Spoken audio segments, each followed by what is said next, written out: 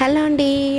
Welcome to Divya reviews. ఇక్కడ చూస్తున్నారు కదా, ఇక మామిడికాయలతో పచ్చడి అయితే ప్రిపేర్ చేసిందనమాట. 4 మామిడి పళ్ళు అయితే దొరికాయండి మాకు.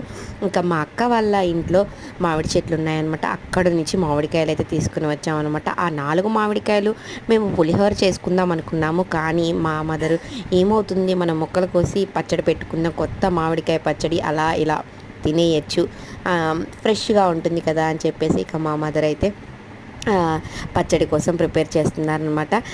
ఎంతో మందికి ఇష్టం కదండి ఇక మామిడికాయ పచ్చడి అంటే. అందరికీ ఇష్టమే, ఎవరికి ఇష్టం ఉండదండి మామిడికాయ పచ్చడి అంటే. ఇక మేము కూడా ఎప్పుడెప్పుడు ఆ మామిడికాయ పచ్చడి ప్రిపేర్ అవుతుందా, తినేద్దామా అని చూస్తున్నాం అనమాట. ఇదిగోండి పచ్చడి అయితే ప్రిపేర్ అయిపోయిందనమాట. ఇక కాగిన శనగ నూనెతో మా మదర్ అయితే మామిడికాయ పచ్చడి ప్రిపేర్ చేస్తున్నారనమాట. ఈ సంవత్సరానికి ఇదే మా తొలి మామిడికాయ పచ్చడి అనమాట.